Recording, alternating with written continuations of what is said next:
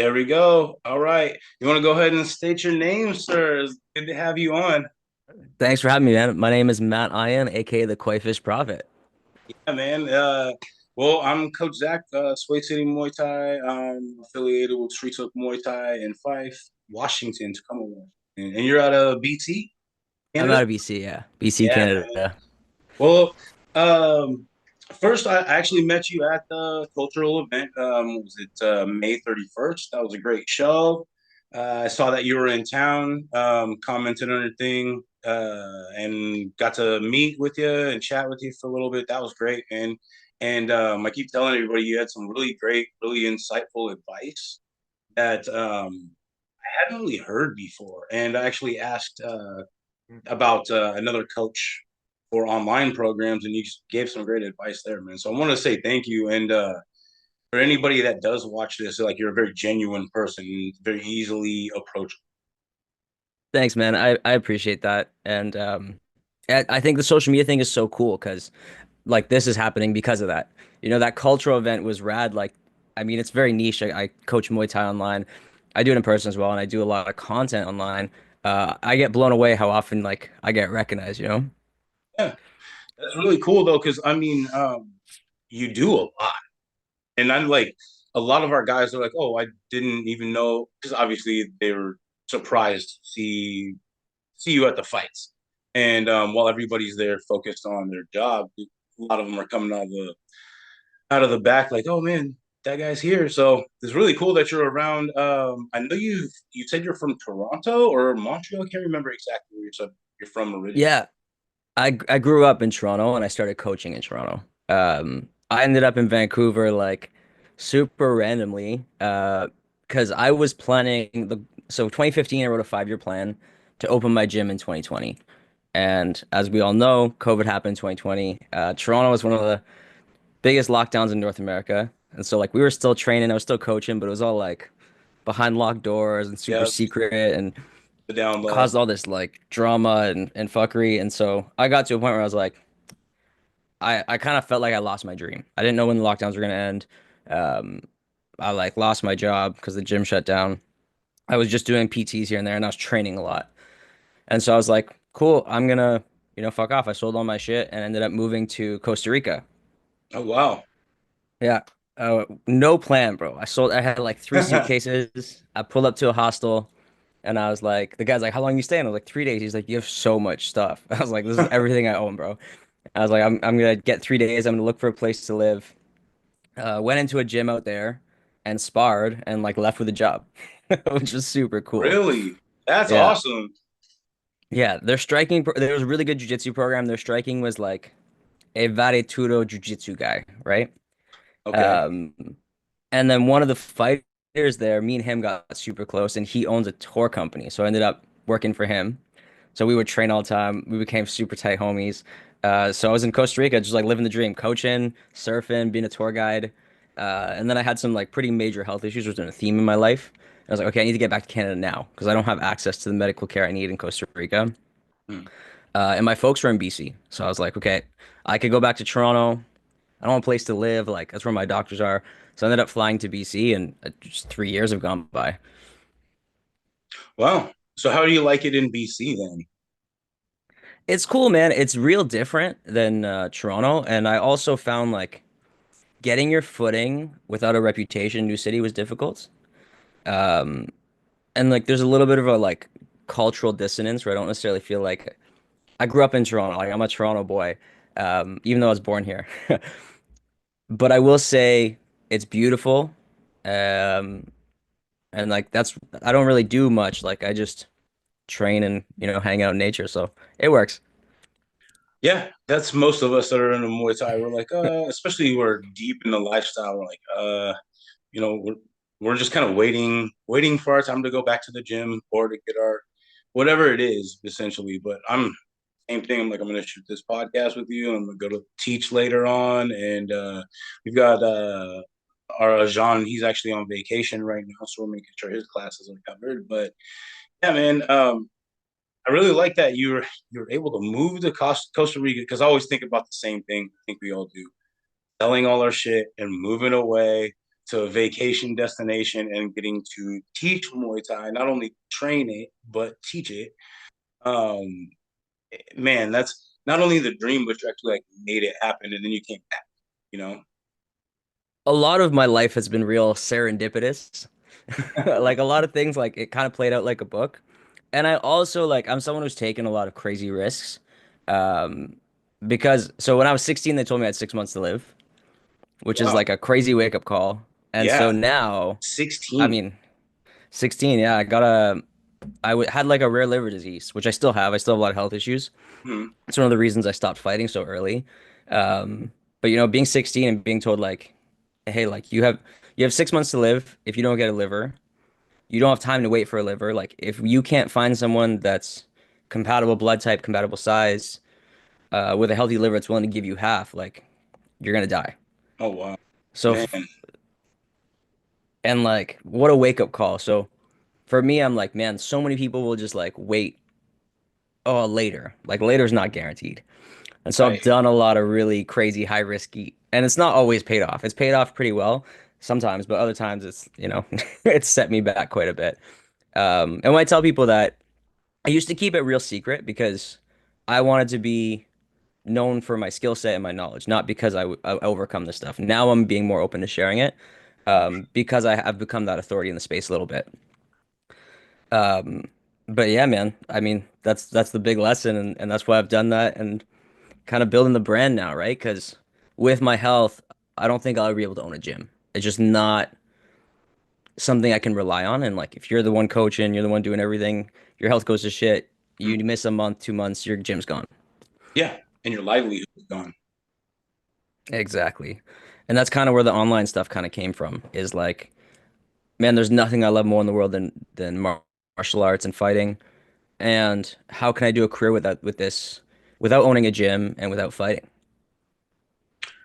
Right. Well, you're definitely paving your own path, man.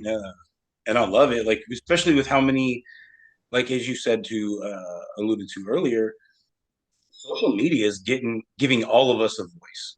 So this is actually something that I was very hesitant to get started in, and I just wanted, like you said, I wanted to be known for my skill set. And a lot of the people at our gym were just not interested in the social media thing. So, like our Arjan, he does it, but he is Thai and Thai culture, and so it's very disconnected to the American culture, for in a lot of ways. But it really encouraged me when I started doing more and more, and I started the Sway City one, not just going under my personal name. And I've always understood that you can trust a brand more than a singular person. And a lot of that comes because you can destroy a brand. Once a person has a bad name, they're still a person. Everyone understands that. But once a brand has been built, typically they're going to do what they can to protect that and continue to build that. Sometimes when it only takes like one time to destroy a good reputation, but most people aren't willing. So, It's true, and like we are our brands, man. We're living in such an interesting time where like, man, if Koifish Profit, if I do something fucked up, that's me. You know, a lot of people don't know my name. People call me Koifish, which I think is sick. mm-hmm. But like at the end of the day, you're associated to that brand, right? Mm-hmm. Think about the gyms in your area. Do you think about the gym or you think about the owner? Right, I think about the gym. The Fair owner, enough. the owners, obviously they're there, but it's a community. Every time we're involved with, and I would say every gym's like its own tribe. There's going to be your leaders, there's going to be the big chiefs, there's going to be the ones that are small, and but that's why I do like being able to go and do meet each other up at all the events, because just because we're different tribes, as they say, doesn't mean we can't come together and show appreciation. Yeah, I think it's super important. I think without each other, we don't really exist, right? We need other athletes to fight. We need other coaches to coach those athletes. Um, I don't know if you've found this, but I found like martial arts be way more political than I ever thought growing up. Oh my goodness, it is ridiculous. I'm seeing the lag, just so I don't know if you are on the screen, but no, I agree. I've been telling our guys, what they see in class and what they operate with is about 25 to 30% of what actually happens in the background. And Yeah. both good and bad in the politics dealing with not only the issues that come up in our gym, as they do, um, but other teams, other fighters have, doing this, that, and the other thing. Um, and then just the inner turmoil. You know how it is when there could be some animosity inside of the gym, creating a little bit of divide. That's got to be stopped. All that little political stuff. The If you're not the owner, if you're not the end all be all, then you're not the one making it the top decisions. So you need to bring them to the mechanism inside of work as well as your martial art. Yeah, you're accurate with that, and I've spent a lot of time contemplating, like, man, like we're supposed to be able to like respect, like, what is it about martial arts that brings so much politics? And like, what I think I've kind of figured out, and like, I'd love to hear your opinion on it, is like an ego thing because to be a fighter, you have to be a little bit delusional. I think that's like a big thing with the fight names and the alter ego. Mm-hmm. And it's so ego driven, so we're like feeding that ego, and that can hinder the culture around it. I agree entirely. I think we all walk in initially with a little bit of an ego, and as we develop our skill set, and it's kind of verified through our peer groups, um, yes, you need to have an ego. Otherwise, like my friend Anthony would say, otherwise we're stupid. Otherwise, we're going in there without a skill set, thinking that we're better than we actually are. But as we grow within our skill set, I think that the ego can be stomped out or it can be minimized, but it's always there. And when it comes to like a hierarchy or like military style and stuff like that, when it comes down to the ego, it can be like I outrank you, and that's where it's at. And it can be your manager, it can be your crew, it can be your agent. Um, but once you build your own name, once you build your own brand, nobody's really gonna be able to take that. I really like what you've been doing, man. I know I saw like 10 minutes before we got on, you just dropped something. I was loving that. So Yeah. progressive combo over the week, check it out. And that's actually one of the similar combo that we always, there's no secrets in Muay Thai and no new combos, but always working a new angle, always working a new way to get it. Yeah, thanks, man. I took a little bit of break of posting for a couple weeks there. I was dealing with some health things. Just like stepped away from the business for a second and decided like, I'm feeling a little bit myself. I should get back to posting. Because that's such a pillar of the brand, right? Like it's the reason you know who I am, it's the reason I'm on the podcast. Yeah. But what you said, like there's no secrets. There's no secrets to Muay Thai. Like what if that's the case, like we all kind of come at it with the same information, what makes a really good coach? Ooh, I think the ability to inspire makes us a good. There's no secrets. Why would anybody just think that they can watch YouTube videos or watch Instagram videos and become the best if they can be their own coach?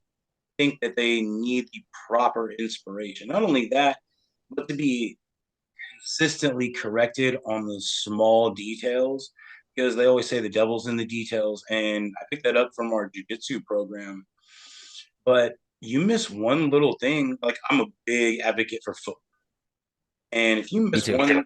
one step, like say you're throwing a switch kick and your footwork is improper, you're gonna miss everything leading up to that, everything leading out of that, and I don't care how much science or how much fun stuff you bring in behind how many Instagram clips you got. If you can't do the basics well enough, all that stuff goes out the window. 100%. 100%. And I think there's a difference between someone who's a really good coach and someone who can lead a really good class. I like what you said about inspiration. Um, and the other thing too is like we all kind of have the same information. We all have our take on it. The days, like it's still an art. And a story I tell all the time. Like one of my athletes, he's done a ton of privates with me. He's a really good homie. Like I watch fights with him all the time. He's a tattooer, and he went to Thailand on a trip with his fiance, and they would go all over Thailand. But he's like, I'm a train. I love Muay Thai. So he was like, privates are cheap. I'm gonna do privates. Every gym Yeah. he went to, he did privates. And every gym in Thailand, the motherland, he would learn That's something, cool. he'd go to another gym, and then the next coach would be like, "Hey, that's wrong." Which And he's like, happens from every coach. "Exactly." And there's such thing as too many chefs in the kitchen, and at the end of the day, it's like, does it work? And like that's why one of the things about my Instagram I'm so big on is why.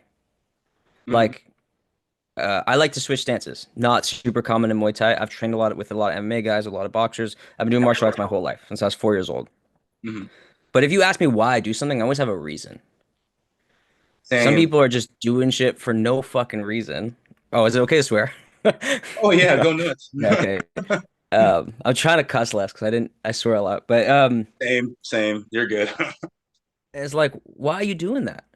You Mhm. know? And I've had students give me really good answers, and like at the end of the day, it's an art, and like you gotta let them explore. Like I don't know if you've seen, there's like a new thing. I think it's out of the UK where like all the athletes look the same, and They're similar, yeah.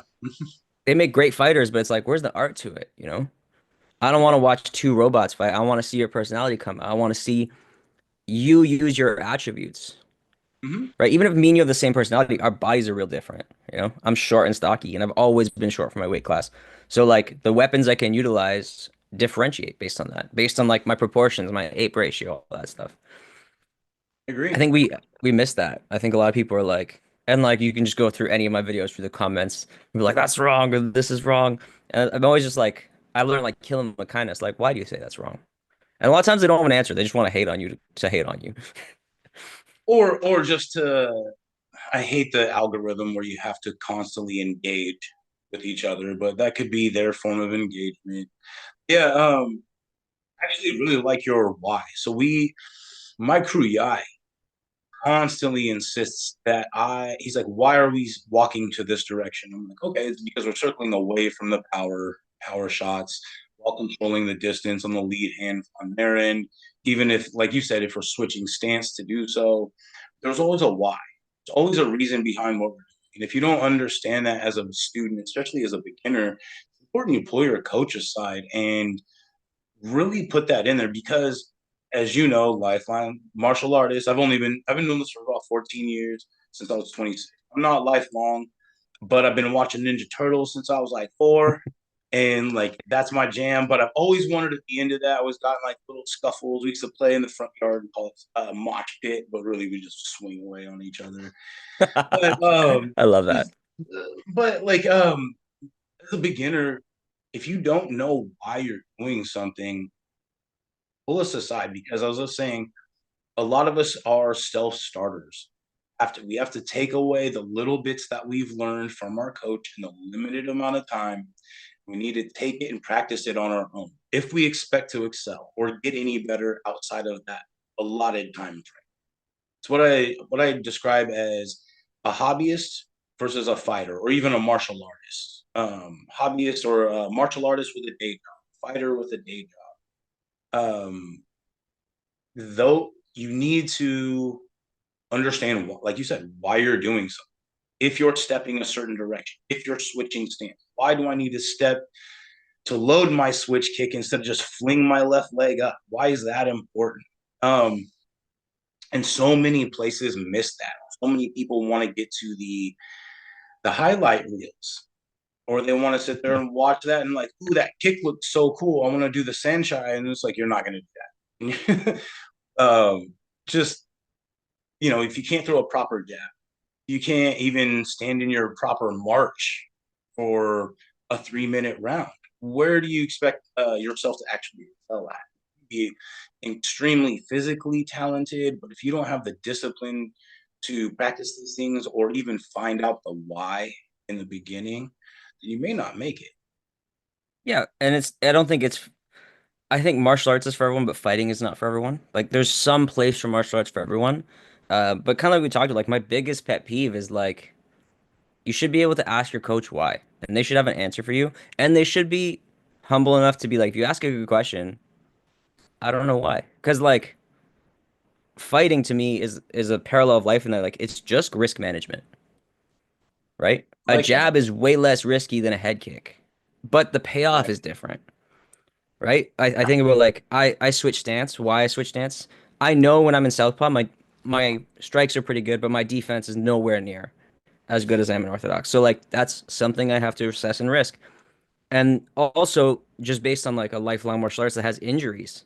Like my style has changed so much. Actually, over the last 2 years, drastically changed because I have a really bad ankle injury that like no Mhm. one's been able to diagnose. But my right kick was my best weapon, and now every time I And throw it, I have to pray. Like I don't know if my ankle is gonna catch me, and so now I stand a little bit longer. Now I have head movement. I use my hands, and mhm. people will be like, "Oh, that's not Muay Thai." And I'm like, "Well, if it works in the rule set of Muay Thai, I understand why I'm doing it. Then it's Muay Thai." It's like people like, is the cartwheel kick Muay Thai? But Sanchez is like God does, right? Exactly. I would say he's the most recognizable, and him and Buakaw. But and you see Buakaw is like very like picture perfect Muay Thai fighter, but you look at Sunshine, it's very odd.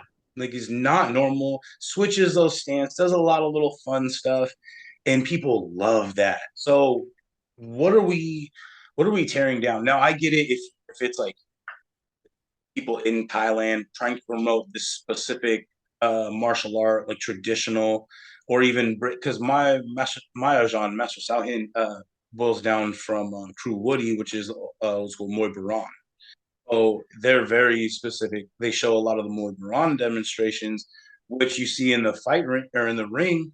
Not all of that's going to work, and you see a lot of stuff that's been lost in translation, the spinning kicks and things like that. That's still Muay Thai. It's still a martial art. Um, the rule set has also changed over the last few years. We're seeing them going to global rules with one. So, and the Thai government really trying to push a lot of these cultural events and a lot of this stuff. So, I feel like a lot of it comes to the eye of the beholder. It doesn't necessarily matter if, like you said, you'll do a technique and you'll get somebody hate, and you'll do the same technique and you get somebody loving, and it's just who sees what and what are they trying to do with it. And you see a lot of the negative people out there real bad. It comes Especially back like to you. why, right? It Yeah. comes back to why. Like, I developed a lot of my style that I have now through COVID, train with MMA guys with good hands that aren't throwing kicks. Yeah. And that like up tall, high chin shit, when someone's got good hands and they're sitting on their punches, that doesn't fly, Oh, you know? and you got to be able to move your feet. Like boxing footwork is, in my opinion, even though we're doing Muay Thai, boxing footwork is king to me. I'll adjust my stance into a Muay Thai stance and then still practice that. And one of the things I specifically try to do, instead of angling my toes directly down the line, my lead toe, angle it slightly out. So creating like a V, keeping my opponent inside that V. So when those calf kicks come, I just pop that shin up just Oh, a little bit and it's already right in place. But when I commit to the jab, I still kind of go down the center line. So a couple of our guys still can kind of be careful. Half kicks, well, man. that's the Like, thing about knowing who you're sparring, right? Like, mhm. eventually you know the guy's tricks, you know what they're good at, you know what they're bad at, you know what they don't like. I think that's why like inner gym sparring days are so good. I agree. We actually don't do them enough at our gym, but we're looking at how to expand that. There's a few gyms that like to come. It's weird for me as a coach, and I've said this a bunch of times on my show, to go to another gym and spar their students. And I'm not like some incredibly high level fighter or anything, but like we're all very similar high level. Um, but it's just awkward going to another gym as a coach, sparring their fighters, and as you said, when the ego starts to come out, and it's like there's always that, well, yeah, but you're a coach, or oh, I got their coach clean, or something like that, and I don't really care. It's like who has not been hit in Muay Thai? Who has not been kicked? No one. I posted a video the other day of she's like 14, she's a little girl. She's fought for us before. She threw a little head kick and she almost landed it. Her head kicks are sneaky. But we're recording and I'm like, won't you start working your head kicks more? You haven't been around that much. And then she throws one up and I'm playing around loosely and she gets me. So I was like, oh, I gotta post this just because she did a really good job and she caught me slipping a little bit. So, and then, a ton of people like, oh man, you just got head kicked by a little girl. It's like, yeah, I did. It's not a big deal in my world. I'll survive.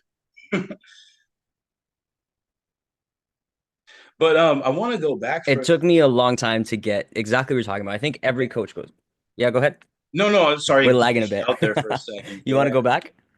not at all. Go ahead. No, I think you touched on something that's really important is like that our egos as coaches. And I had like a little bit of a like during COVID, I was training with some really high level guys, like a lot of MMA guys, and like a bunch of them are like super high level. And we went to like this secret open mat sparring thing, and I just got my ass beat over and over and over. And I was driving home my homie who I was coaching, Mhm. and I was like, "Yo, do I suck? Like, am I not good at this?" Yeah, And it was like such a reality check. He's like, "Look at the room you're in, bro." He's like, "That guy's like fighting in Bellator. He's like, you're fighting MMA rule set. You're not a great grappler. Like, you know how to grapple, but you're not good at it." Mhm. Um, and he's like, "To be honest, bro, you're like a pretty mediocre fighter, but you're a really good coach." He's like, he trained with lots of big names. He's from the US, and he's like, "I come to you for striking. I come to you for pads." He's like, "Do you think I would do that if I didn't think you knew what you're doing?" And he started talking about like guys in the UFC. He's like, "Eugene, Izzy, who you think wins in a fight?" Like Izzy kicks his Mhm. ass, but he's the coach for a reason. So like the skill set of a coach, I think, is really different than a fighter. And I would go as far as saying like a lot of the best coaches aren't very good fighters because they had to work so hard to learn it. You know? I say the exact same thing. And I actually really like what you said about like I was a middle of the road fighter, but in our gym I had like the overall the work ethic of like the champion. Like and I really prided myself on that. And to where like I was always fighting up. Where like I tell everybody my very first fight, my opponent had 10 fights. We were evenly matched, but it was rough. And then most of my fights were fairly evenly matched, but I was always coming as the underdog. And my coach was like, I'm not in the business of getting you easy fights. So we don't do paper champions at this gym, do real shit. So the standard was set from the day that you walked in. And this is a fight team. We've been established since at that location since 2011. Or out a little bit again. I'm not sure what's going on. But what sorry, I lost a thought. But actually the learning everything the hard way and being, I don't want to say a mediocre fighter, but I really like what you said about when you have high level guys coming to you saying, "Hey, why would I come to you if you suck?" So I felt that way too.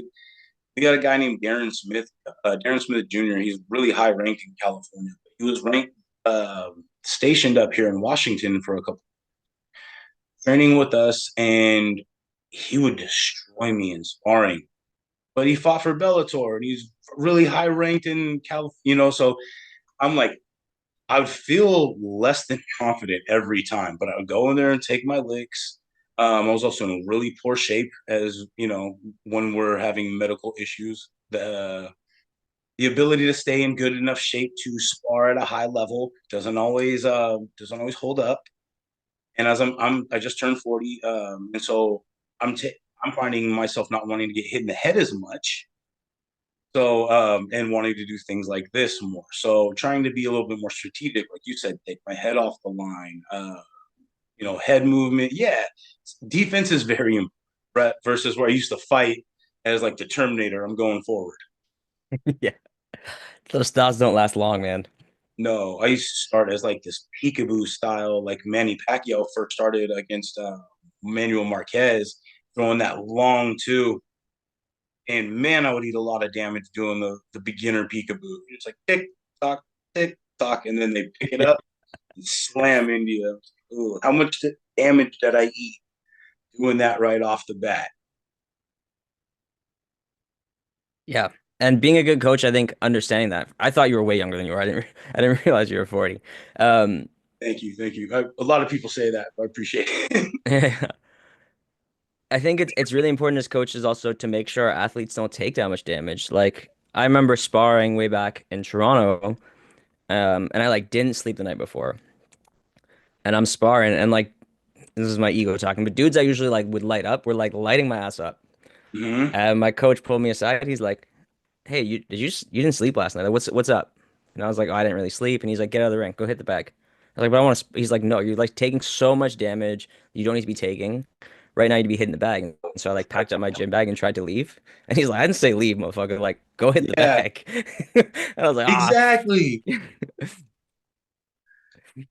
think we've all But been there yeah, we just have off days, man, and that's just part of being a human. If it wasn't martial arts, it would be work. It'd be the office job. People have off days.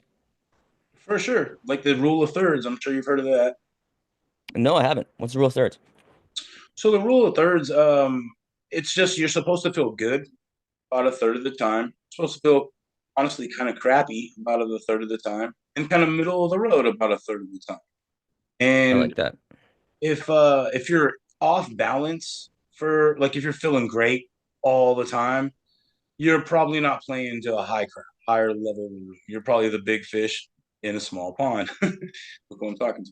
But when it comes down to like let's say you're way off, like you're 90% getting your ass 10% doing okay. Okay, then maybe like your coach said, maybe you need to go back to the bag until your skill set's up. Or, there has to be more improvement done before so you can get back to that balance. But that middle of the road time, I find myself kind of I don't want to say thriving in that, but like revering that.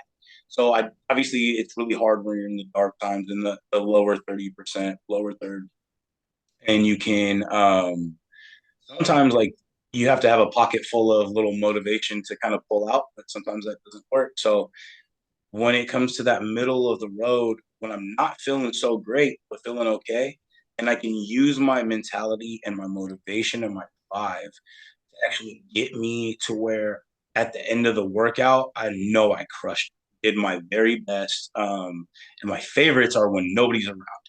When there's nobody around to clap the hands, no social media, no gym members, nothing. That's my absolute favorite because I know I did the right thing, did the hard work, and achieved my goal for at least for that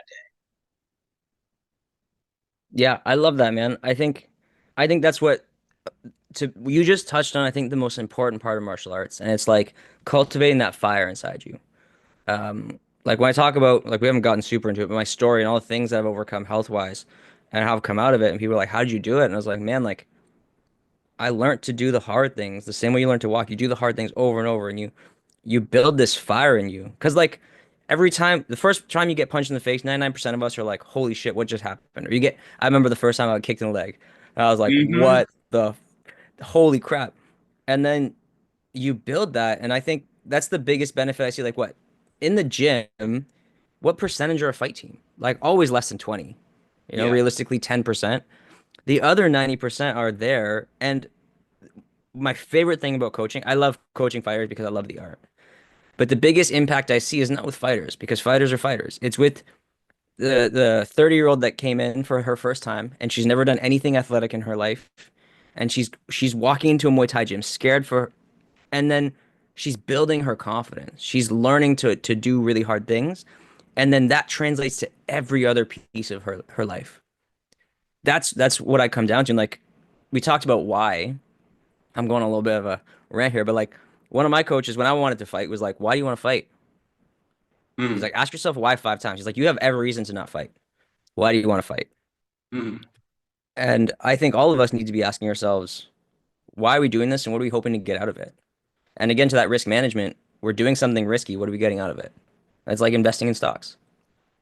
Absolutely. I think we need to ask ourselves why we do.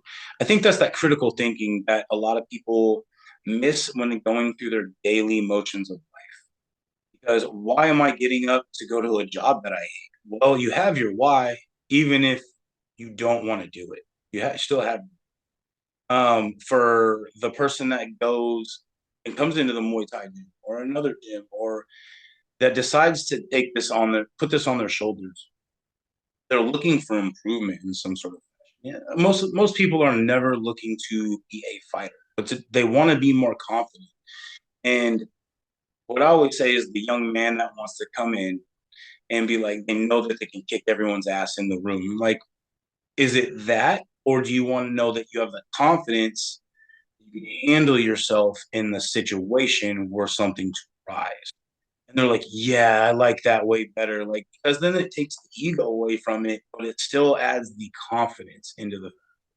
And when It's I survival, It right? is. Well, and there's always a hierarchy, and like you, when you're walking into a room, there's always the unknown, and that can be back. We're back, baby.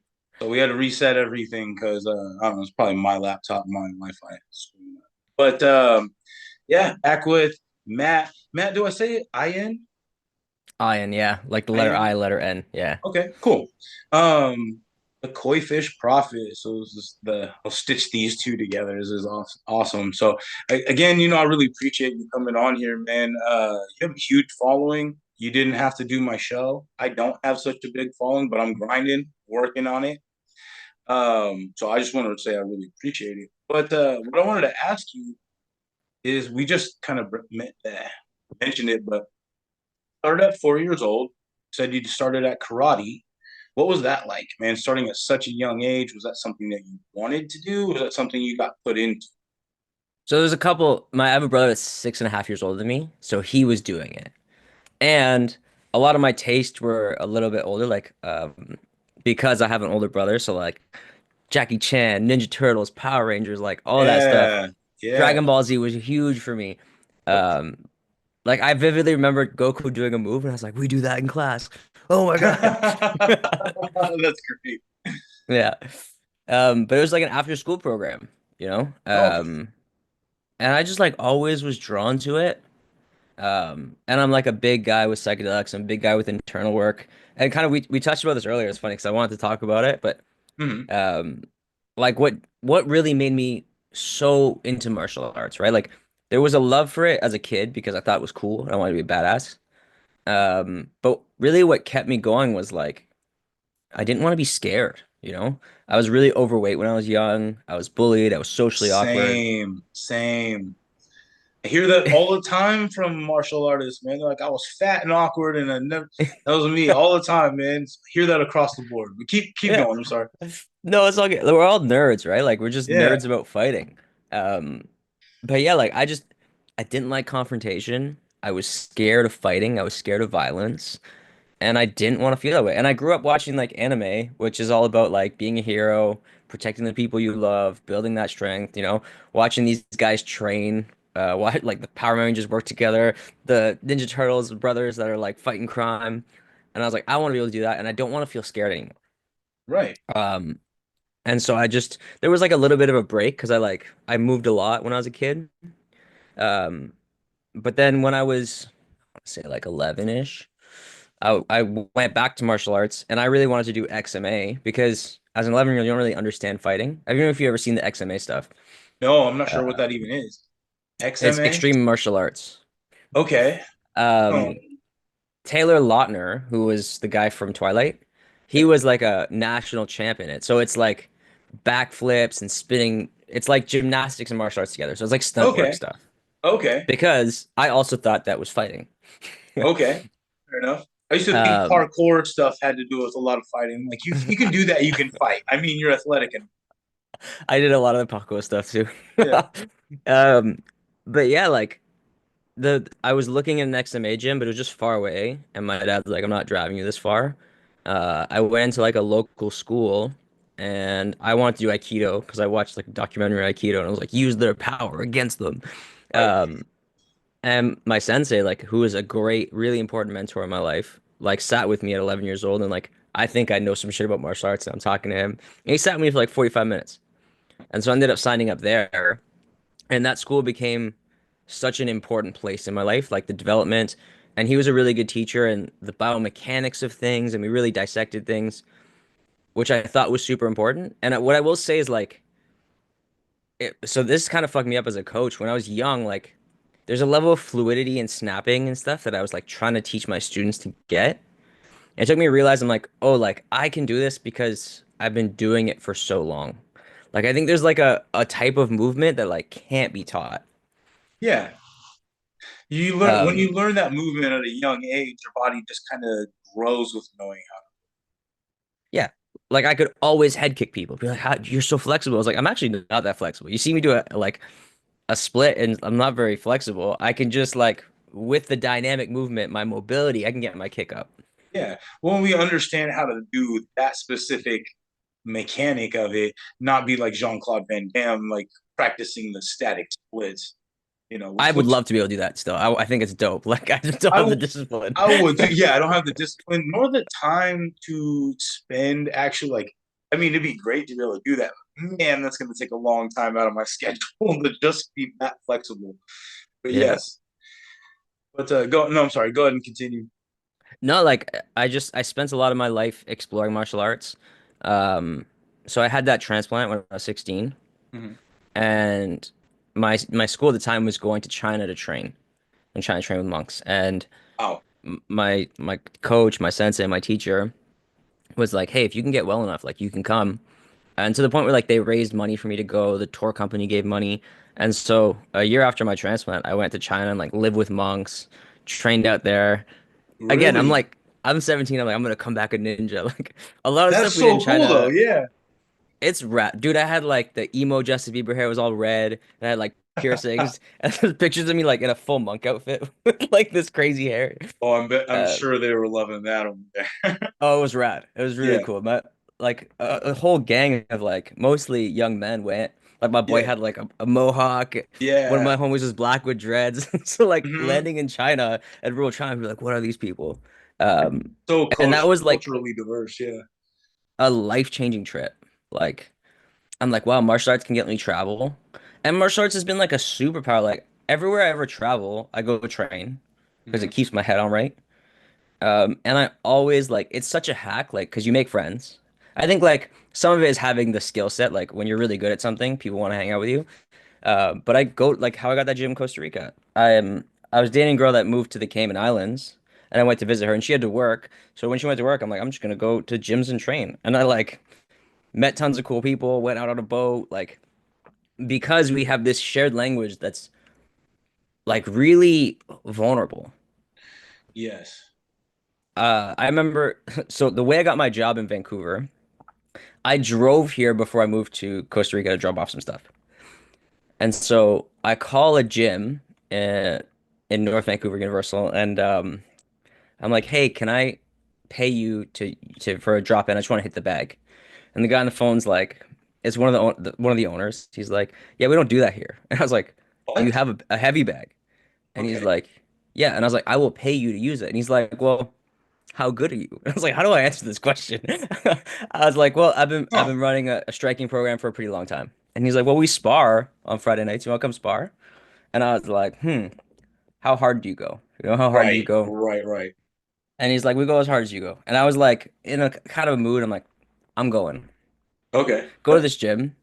And then, so that guy, who's the brother of one of the owners, or two owners, didn't tell the other brother who's running the class that I was coming. So he Oh, just okay. sees this guy in his class. He's like, so he's like, hey, let's spar. And Okay. the dude was so good. And I'm like, whoa, the level at this gym is crazy. And he looked super familiar. Hmm. And we do like 2 rounds. And I remember we're sparring and he like got me in the liver pretty good. And Okay. you know when you're sparring someone that's way better than you, and then they catch you with something, you're like, if I hit him back, we're going to war and I'm gonna lose the war. So I'm just gonna Yes. accept I'm just gonna tolerate that he did this to me. That exact thing. Yes. Yeah. Um, and it turns out that he's the owner. So I have a couple things from the story. He's the owner of the gym. At the end of class, he was talking about how he's like, yeah, I sparred this guy. I don't know who he is. I don't know why he's at my gym, but I know more about him than some of his friends because we did 3 rounds together. I thought that was Yeah. really interesting because it's true. It's really vulnerable. He can understand about my composure, how I deal with pressure. Hmm. At this open sparring event, I sparred a guy named John. And he's like, "Who the fuck are you?" Like I've been in the Muay Thai scene forever. I've never seen you. I've never heard of you. And I was like, "Oh, like I'm just here. I'm moving to Costa Rica." And he kind of told me, he's like, "Hey, I'm opening a gym in Vancouver. I'm not trying to poach you, but it's a Muay Thai gym. You're clearly a Muay Thai guy in an MMA gym." And so when I moved back, he just like gave me a key to his gym. He's like, "You want to do privates? Just use the gym, throw some money in the drawer."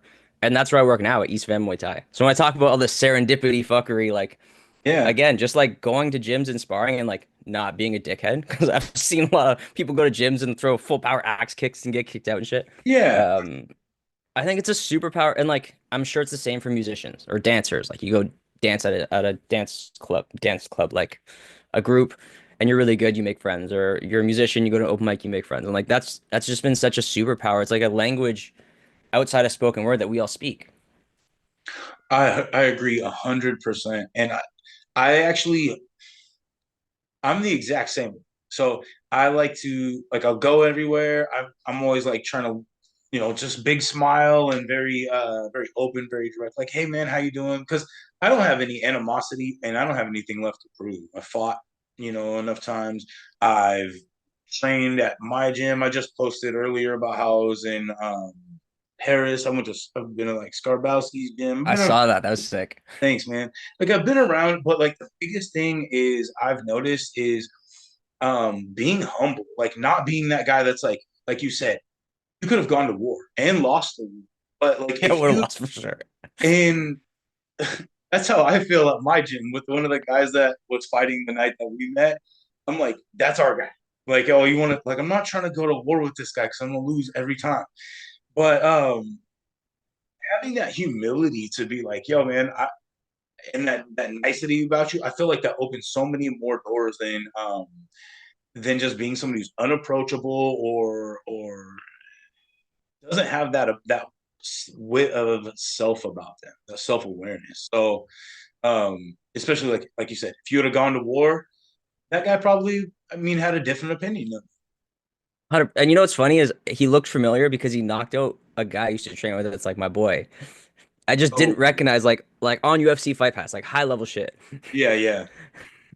Like my I boy that was undefeated got knocked out in the first for this guy. I was like, he's really fucking good. yeah. Well, and that's so to your point, it shows how many different levels are at this fucking shit. You know what I mean? Like I know that you can start at a certain level and work hard and grind up, but what I've experienced is like my crew Yai. He's about to turn 50 at the end of the year. Born a day before me. It was really weird, serendipitous, right? So I started out always wanted to do martial arts, but I was working out at LA Fitness in this, over here, one of the big gyms in Washington, and just lifting weights, bench press, squats, football player shit because I played football. And there's a couple fighters that always train there, and they're doing like the Rich Franklin 1 minute circuits, minute of deadlifts, minute of pull ups, minute of dips, pushing this heavy sled. Everything's like a 40-minute thing. We're just flipping the bag. And my roommate at the time was like, I'm gonna work out with them on Wednesday. And I was like, well, I'm not gonna not do it and feel like a pussy, the young man ego shit. I'm Yeah. 26. So I did it. And I was like, I'm never going back to being fat. So, and every time I would always talk about like every time I would struggle in that was the hardest workout I've ever done. It's harder than anything, any fight camp, harder than like that morning circuit was what would make or break people. And I took a lot of pride in that because I was overcoming barriers left and right. Things I never thought I could push through this. And then my physique went from the big chunky kid, the husky, whatever you want to call it, to like thin and lean and capable and within a few months. So and we run stadium stairs. So it's actually Stadium High School. There's the movie 10 Things I Hate About You. It's actually the where he's singing. I don't know if you know the movie, but he sings in the stadium, like they're at the soccer field, and that's the where we go to run our stadium stairs. So it's a big concrete bowl, and they run races there. But it's like running stairs at like I don't know, kind of like you would run up like a tower, but just that whole serendipitous shit. But talking about that's one of the guys that I met, realizing that there's levels to this shit. He'll whoop my ass like it's nothing. And he still does it at Yeah. 50. And his footwork and all that stuff, I have to have such a deep bag of tricks just because he's so dominant. And he's like 5 or 7 time North American Muay Thai champion, like all this like high level shit. But at the same time, like he's been doing it for since he was a kid. Started with Taekwondo, and then and when he's like 18, I met his old crew um, at a Chai Side crew, Alberta. Talked about like this was the hardest guy to land. He's like he kept coming into the gym like asking what is Muay Thai? Why is Muay Thai? What is important about this? Why should I do this? And he kept coming in and like he was very interested, but finally like he started coming in and became like his top student. And I'm really lucky to have just sort of found myself in the fold with them. But man, when he's like almost 50 and I've come a long way and he can just piece me up. Like I have to really make sure I'm on my game before I get my ass kicked. And a few years ago, I had a couple of tough sparring rounds and like I don't take shots to the head the way that I used to. Like I get more dazed. I don't see the punches coming. Like John Jones has been coming out with more and more clips of that. And I definitely am considering the fact like I'm not gonna fight again. I need to be there for these guys, but I'm not willing to give up sparring. So I'm in that weird transitioning of like that aging out fighter. But you referred earlier to the right ankle not being like when you throw your right kick.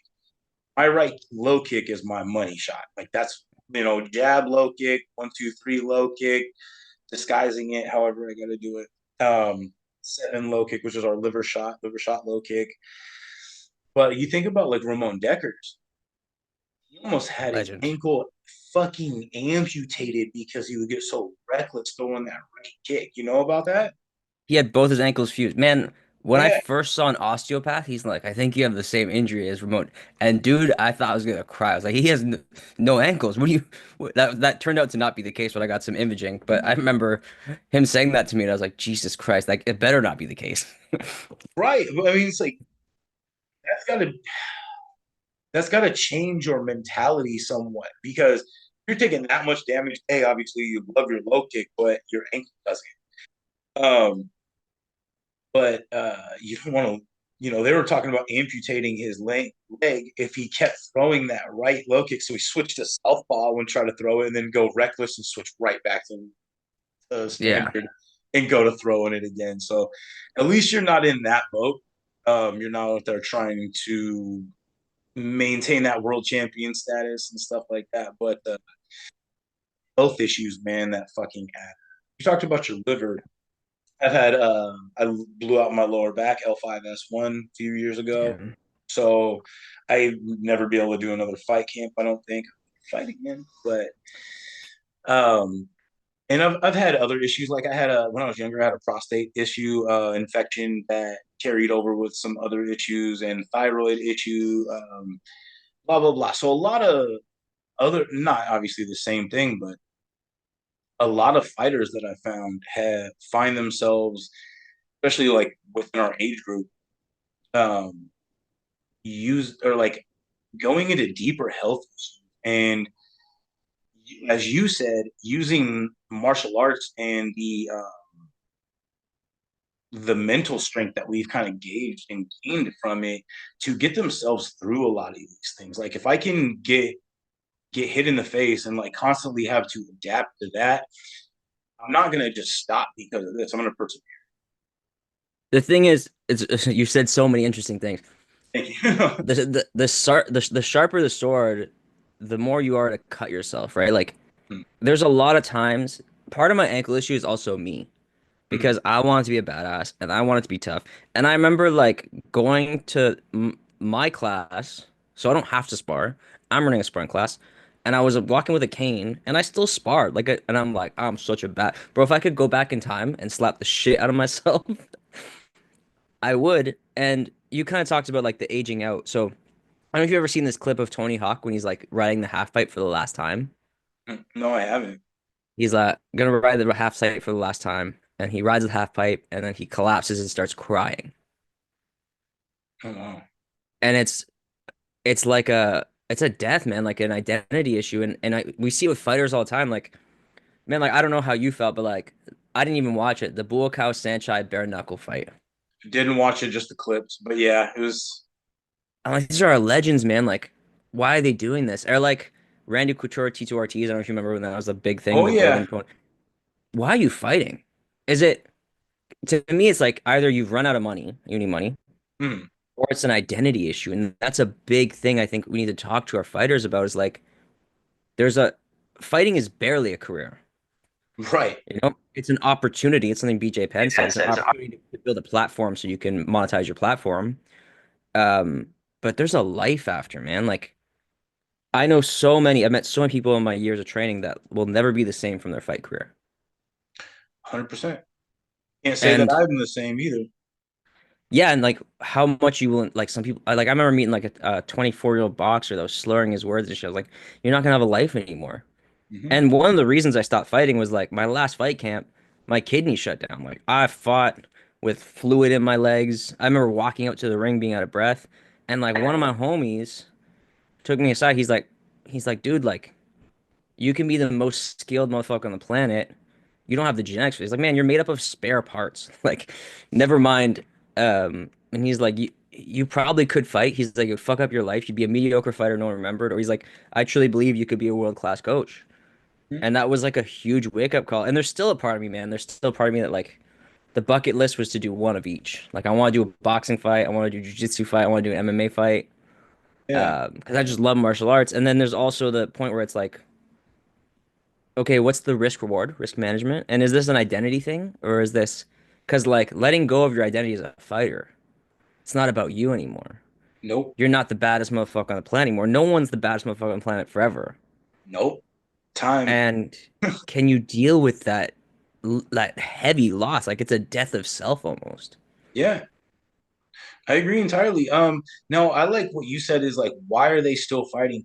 I do definitely feel that the identity crisis probably pours into that for a lot of them because how many of them, well, I feel like it boils down to half identity and half passion because how many of us are so passionate? We just want to do what we love one last time. Like I don't want to give up sparring because even I was doing I got cracked in the head a few weeks ago. So that's the whole reason I've been doing kick play rounds. And just what kick play rounds are. I have to say that to my students and I'm like, what the fuck is Hmm. that? So, but because I still love it and I'm still taking damage and stuff, but to protect the head, there's something in the brain that you don't get back. That's that's huge. And I know that there's a lot of studies coming out right now with like psilocybin and other like legal and non-legal versions of like mushrooms and things like that that really help with brain plasticity. And that's something that I talk about doing. Like I've microdosed plenty of times. Not something that I condone, not something I talk about in front of my students necessarily, but I don't want to because I don't want to like make it seem like, hey, you just do whatever you want. You know what I mean? But if the people that are struggling and they're having if they can be responsible about certain things and they do it as a supplementation, it can be beneficial. And the reason I say that is because I got cracked in the head pretty good a couple weeks ago. And to the point where I was asking myself, like you said, what the fuck? Like, did I just, like, what happened? And I'm asking the other guys, one of our crew as well. And I remember I had a video of it. I bounced against the ropes and he threw basically an overhand and caught the top of the head and shrunk down to where into the back of the neck is where I felt it, the crunch. And then he kind of gave me like a standing 8 count, like, just a mock version. And I was like, all right, I'll just kind of like, there's only like 30 seconds left. I'll just kind of walk around. And he taps, barely even taps me. And I had to call off the entire night after that. And That's scary. it was scary. And especially when like my students are coming up to me and asking them if I'm okay as a coach, it was a really weird situation. So I'm asking myself if that's worth it anymore.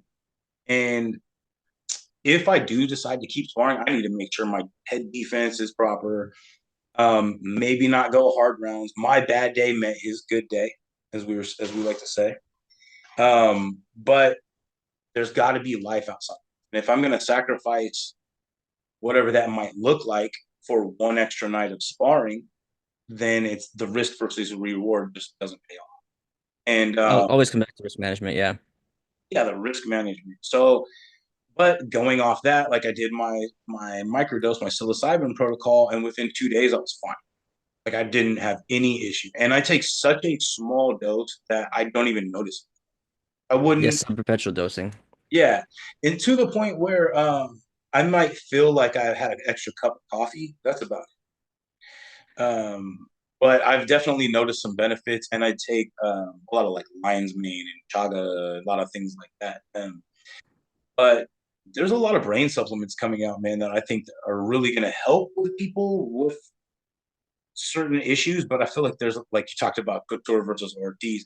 Some people are really far gone, man, and they didn't plan on having to talk to the camera. Now Ortiz, you see him talking, and then I know you see those too. I was trying not to laugh. It's kind of sad, but man, But how much of that do you think is him just being awkward in front of the fucking camera? Because you sit there and watch him talk to like his students and stuff. He doesn't do that as much. could So be.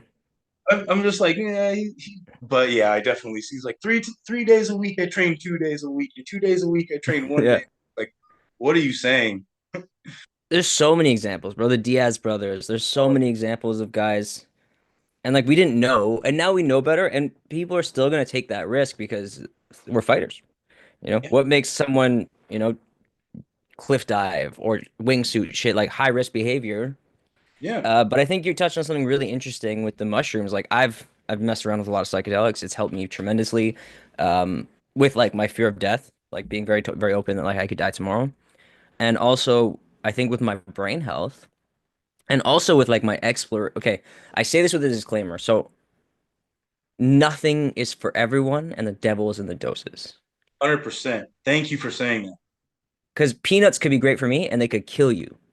Yep.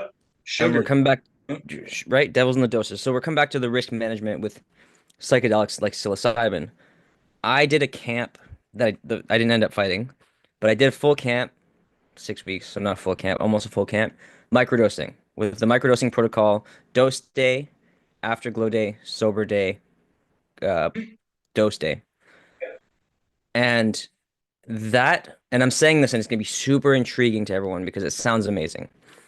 It made me a it was like, like there's plateaus and there's break. There's a huge improvement in my skill set, and it really showed me that my highest skill set is my counter striking because of my speed and my reaction time. And I Mm. have super weird long limbs. Like people don't realize when they spar me because I'm quite short.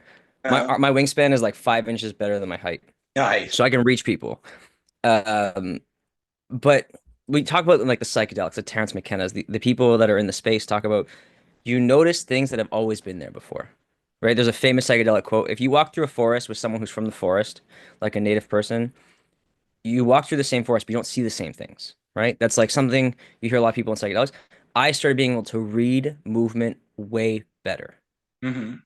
And I it like made me that. better when I'm not dosed. Now, high risk, high reward. You know what else would make me a better fighter? If I did a shit ton of steroids. Risk, reward. So I'm not telling Hmm. anyone to do this. I took a risk with my health. I took a risk with my mental health, and it worked out. And there's just as many stories that it doesn't work out for people. Because I used to talk about mushrooms like everyone should do mushrooms. It saved my life. It made me, Right. and then I saw it go bad for some people, and I was like, oh, it's not for everyone. Nothing's for everyone.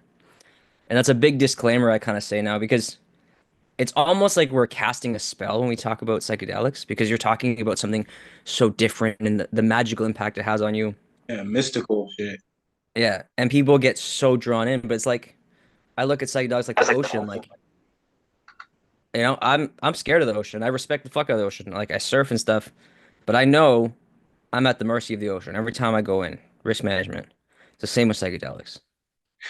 I agree, and I actually really like what you said about the steroids thing because and there's a lot of different versions of that. You can do TRP and all kinds of stuff, but any singular thing, any one thing, like you said about the peanuts or whatever, people are completely different, and the people that have the bad times on the psychedelics, I feel like probably dealing or coping with something a little deeper that they weren't ready for yet, but that's not for me.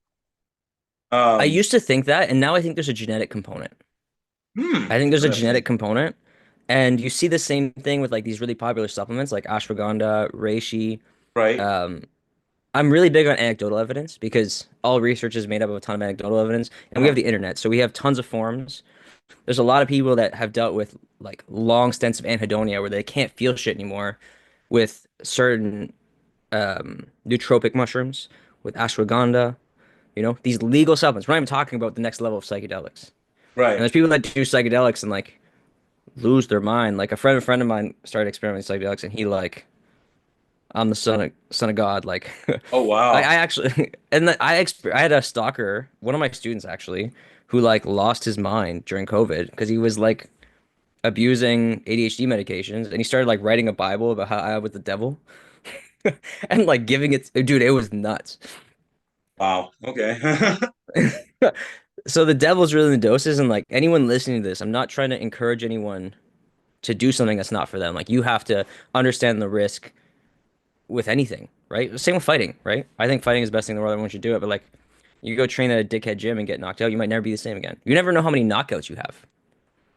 That man, you just who's touching on a lot of stuff now.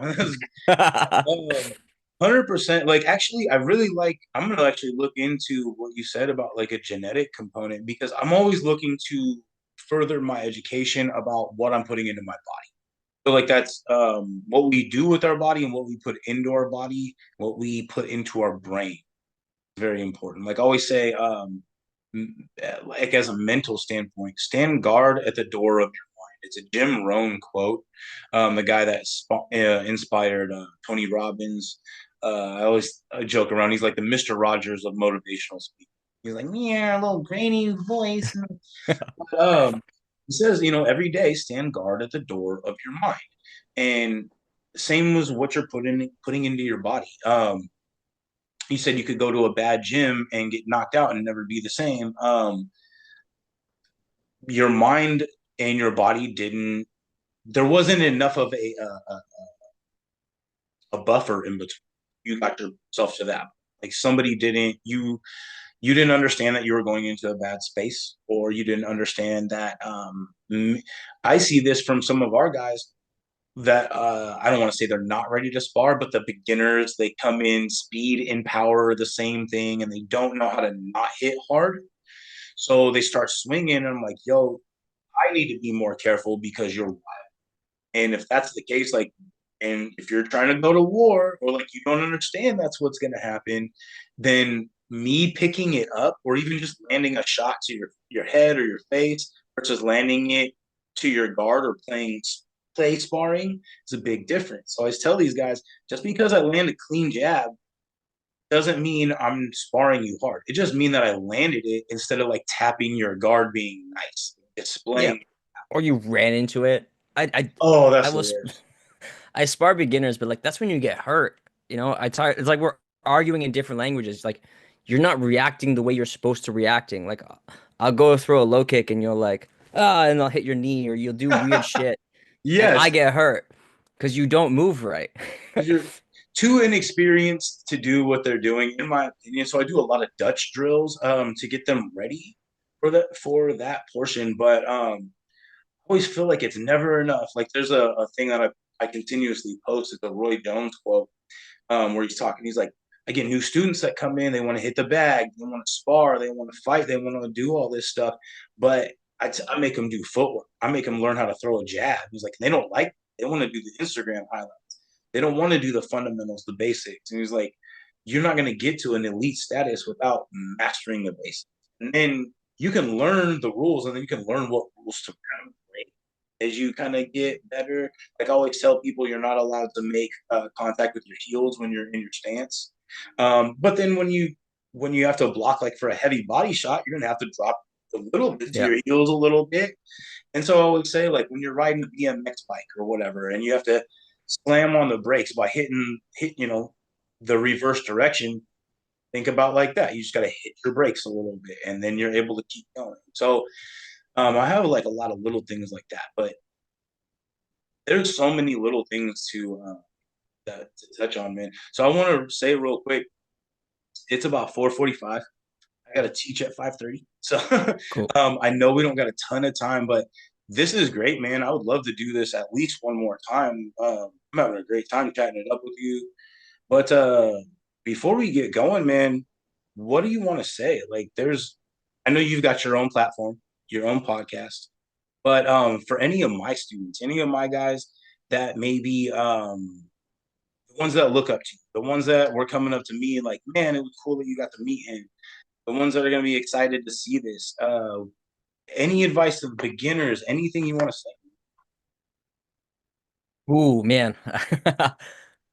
Probably a lot and A not lot and not trying to much. like Yeah, as from a martial arts standpoint is like love the process and explore it for life and as an art.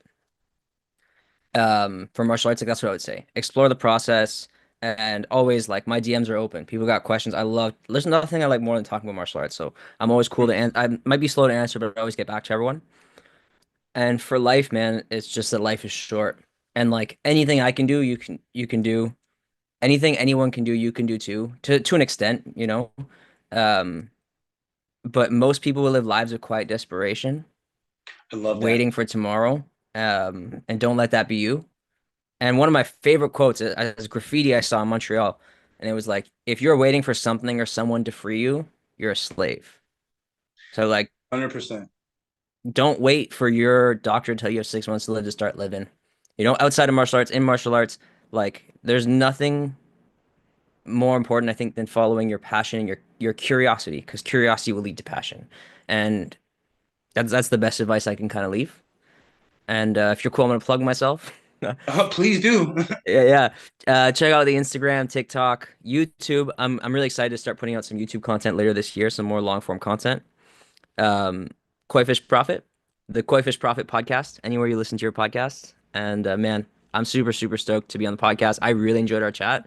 And maybe we'll plan a trip up. I'll come see you. You come see me. I would love to film some content and just like kick it, man. Yeah. I think you're a really cool guy, and we clearly have cool chemistry and want to train and do cool shit. Yeah, I appreciate it, man. And I know I'm supposed to at the end of August. I'm supposed to come up north. So if I hopefully I'll put that together. If not, we'll schedule something, man. But I'd love to get you back on the show too. I'll get a better version of this. I know we were talking about words, but I don't want this to cut out before we get a chance to close out. So, man, thank you again, Koifish Prophet, Matt. I want to make sure I say it right. Ayuen. Oops. And I'm Coach Zach, Sway City Muay Thai, Streets with Muay Thai. Uh, yeah, man, had a blast. Also, by the way, thank you for always supporting everything I'm starting on Instagram and YouTube and stuff like that. Like I'm gonna do the ring announcer for that thing, and that's gonna be my first big foray into kind of doing some working. But That's yeah, fun. man, It's fun to yeah, ring announce. I'm stoked to see it, man. And yeah, man, I'm in your corner. Uh, good vibes attract other good vibes, man. We met for a reason. yeah, man, 100%. So cool, man. It was great chatting, and I'll shoot you some messages afterwards, and we'll get this put together and get it released. Can't wait to see it. Cheers, Cool. brother. Thanks, Em, man. Take care. Swaddy Cop.